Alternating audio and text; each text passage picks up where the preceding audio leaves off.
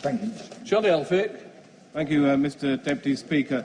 I want to welcome this budget. It is a continued step in the right direction. And to understand the road that has been travelled, we need to understand where we have come from, for which there seems to be a measure, more than a whiff of denial on the other side as to the difficulties this country has faced. And I think we should start by saying that the first Labour government broadly ran the economy along sensible lines. They stuck to the previous Conservative government's spending plans until about 2001. Everything was going well. It was run responsibly. The problem was that the start of overspending and excessive borrowing that started from that time onwards is where the rot set in, as the former Chancellor, then Prime Minister, then had the opportunity to have his way and pursue his economic policies. I'll give way in a moment. And that's where things went wrong, because there was too much debt, too much of the growth was illusory, and too much borrowing took place, that when the music finally stopped in 2008, hit this country very hard. I give way. Gratefully on John Given Way. I know he wasn't in the House at the time, but if he actually does remember and actually doesn't listen to Central Party propaganda and actual history, is the former Chancellor of Exchequer actually paid down debt in terms of things like using the 3G licences. And at no time in opposition did his party argue for less public expenditure on one single area. Well, actually, the honourable gentleman is right in terms of the 3G licences, but what then happened is the taps were turned on, public spending rose, we had a structural deficit, and we were seriously exposed when the crisis struck in 2008. And we can see that from the numbers for the last Parliament. We inherited a structural deficit of 11.2%, and that was an enormous level of borrowing that was taking place. We inherited a massive rise in the unemployment as measured by the claimant count. It went up 80% under the previous government in the last Parliament. Youth unemployment went up 78% under the JSA claimant count. These are staggering rises and real concerns. And it's all very well for the Labour Party to say, oh, there is this continual problem with unemployment. And of course it's a concern to us all and all our constituencies. But youth unemployment has actually been coming down. And unemployment has stabilised, and we have not seen the level of the rise that we saw under the previous government. And we can actually look at what this government has actually achieved. Let's just look at what this government has actually achieved.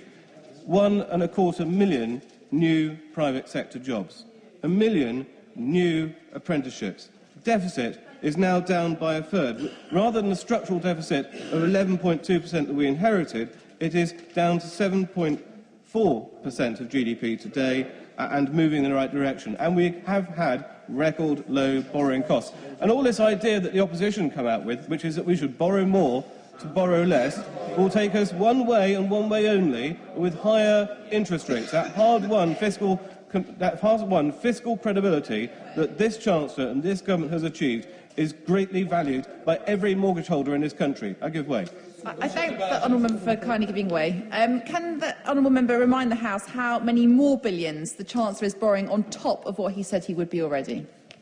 I thank the honourable lady for reminding me to point out that the IFS said that the Labour Party would spend £200 billion more under their plan. So I really think that she should be careful before indulging in fantasy economics. We need to also look at the welfare reforms this government has done, but does more to make work pay, education reforms that help Britons get the skills they need to be able to compete in the global race. That's why this government is right in helping those who want to work hard get on and do really well. Now, we hear from the Labour Party about the difficulties faced by hard-working families. We hear about the squeeze that many people are facing. But what they forget to say is actually this is nothing new. I looked at the family spending survey published by the ONS. If you look at disposable income, in real terms, it was £600 in 2001, and at the general election was £600. Disposable income under that ONS survey had not moved in real terms in basically a decade. And the real challenge that we have is that families have been squeezed for quite some time, and the Labour Party forgets that because it was all shielded by the boom of debt and the boom of borrowing that took place, because it was shielded by that, it was glossed over, and it was glossed over too long and too much. And it is right that this government is getting the house in order, and right that this government is doing more to help hard-pressed families and hard-pressed households in this country. Let's take the council tax that's been frozen in Kent for 3 years against council tax under Labour that doubled. Let's look at what happened with the fuel duty. We've seen duty is now 13p lower than Labour planned.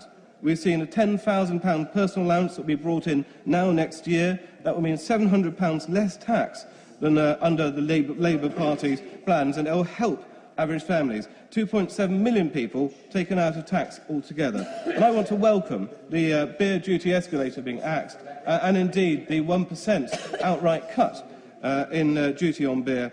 I think this is a government that has got the right priorities and is moving in the right direction, and the plans for childcare will provide real help and real assistance to families up and down the country as the rise of joint working has taken place over so many years and families have found things really very difficult indeed.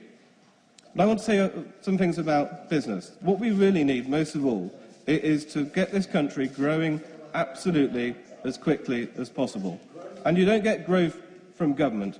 You get growth from the private sector, from enterprise. It is not government that creates jobs, it's businesses that create jobs, it's businesses that do really well. And I think the government has done the right thing in all the help that it's given to small businesses. Small businesses have been given an awful lot of help by this government, but I want to see us go a bit further.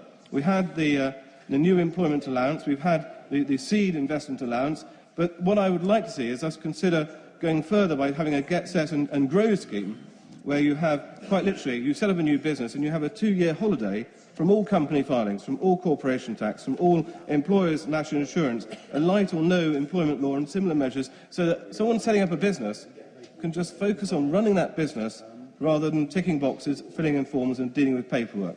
That kind of change would provide real assistance to people who want to get going and do really well. And studies by the OECD, particularly the Fostering Entrepreneurship and Firm Creation as a driver of growth in a global economy in 2004, show that enterprise formation and growth and entrepreneurship are strongly linked. And this is something I hope that the Chancellor and the Government will look more closely at in terms of measures to make it so much easier to set up a business up to a certain turnover threshold or up to a certain period of time. As I say, the new employment allowance and the massive reduction for so many businesses in national insurance is a big step in the right direction. Yet I would like to see us go further. I welcome also the measures taken to deal with the problems of tax avoidance. We've had corporation tax avoidance go on to too great an extent for too long. It happened and it grew up over many years. Tax law was not kept fit for purpose for the internet age, and the government has taken the right action and the right steps in the right direction with general anti-avoidance provisions. They've taken the right steps with their international work to look at the international tax system. Personally, I'd like to see us go further and look at whether we can reduce corporation tax still further by restricting the release. If you restrict tax release, you enable your home businesses and multinational businesses from overseas to be on a much clearer, level playing field.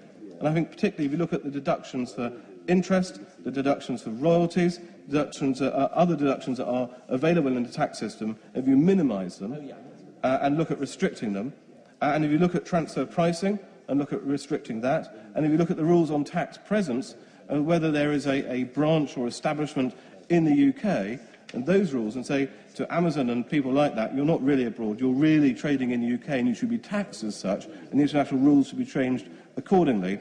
That sort of direction of travel would be the right thing to do, because we'd have an even lower rate of corporation tax than we do today and than we plan to have, and a level playing field for businesses at home and businesses from overseas.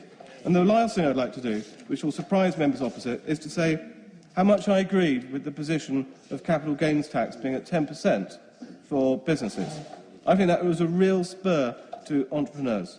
I think that was one of the, perhaps the only policy of the former Prime Minister that I agree with. And I regret that the rate has become 28%. I think we ought to look at how we can foster entrepreneurship and foster not just entrepreneurs in setting up a business and getting it going, but also so they can sell a business and get a new one going. It's the serial entrepreneurs who are the real wealth creators in this country, the people who really drive small businesses, who really drive job creation and enterprise creation.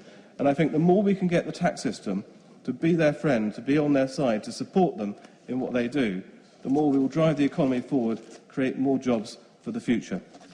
Angela Smith.